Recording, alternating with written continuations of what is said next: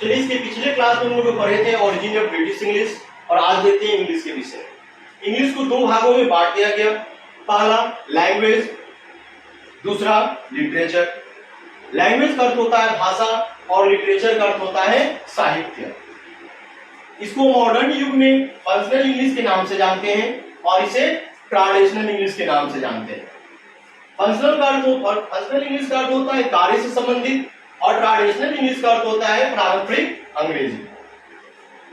देखते हैं कि फंक्शनल इंग्लिश में क्या क्या आते हैं। तो फंक्शनल इंग्लिश में आते हैं grammar, word composition, idiom and phrase, essay, letter, how to write and speak part of speech etc। Traditional English में क्या आते हैं तो epics, story, tales, drama, tragedy, novel, poem, poetry, comedy, figure of speech, ये traditional English में आते हैं। एक को बोलते हैं फाइव और दूसरे को बोल रहे हैं फाइव। अब ये सोचने वाली बात है कि ये फाइव क्या है और ये फाइव क्या है। कहने का अर्थ ये है कि एक को इस समय पढ़ना है और दूसरे को इस समय पढ़ना है। कहने का अर्थ जो कर सके ना बचपन में वो कर दिखाए बचपन में। दूसरा आजकल क्या चल रहा है, इसका अपोजिट चल रहा है, जो कर सके ना बचपन में वो कर दिखाए बचपन में। क्योंकि हम लोग को अभी जो पढ़ना है वो क्या पढ़ना है तो लैंग्वेज पढ़ना है, इसलिए फंक्शनल इंग्लिश के विषय में ही जानेंगे। फंक्शनल इंग्लिश में पहला चीज पढ़ना है ग्रामर, इसका हिंदी नाम होता है क्या व्याकरण। डेफिनेशन देखते हैं, grammar is the architecture of idea as expressed in words. व्याकरण विचारों की वो बनावट है जिसे शब्दों में व्यक्त किया जाता है।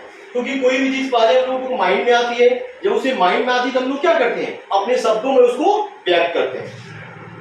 तो व्यक्त करना ही क्या कहलाता है, व्याकरण कहलाता है। हॉट टिप्स की तरह जानते हैं कि G for growth it means विकास, आर फॉर रियल वास्तविक, ए फॉर एटीट्यूड जिसका अर्थ होता है विचार, M for man it means मानव, ए फॉर एम्पल पर्याप्त, आर फॉर रेंज जिसका अर्थ होता है क्षेत्र। इस सारी चीजों को मिलाकर इसका एक डेफिनेशन बना, मानव मस्तिष्क एवं उसके विचारों का पर्याप्त क्षेत्र में वास्तविक विकास ही क्या कहलाता है, व्याकरण कहलाता है। उसके बाद एक नोट्स लिखे, कॉपी का विकास बर्बादी है न कि व्याकरण, इसे व्याकरण नहीं कहते। क्योंकि हम लोग क्या करते हैं किसी भी चीज को व्हाइट बोर्ड से लिखते हैं तो क्या होता है कॉपी की विकास होती है न कि माइंड की विकास होती है। जिस व्यक्ति का अगर माइंड का विकास हो रहा है तो उसे हम लोग क्या कहेंगे, व्याकरण कहेंगे।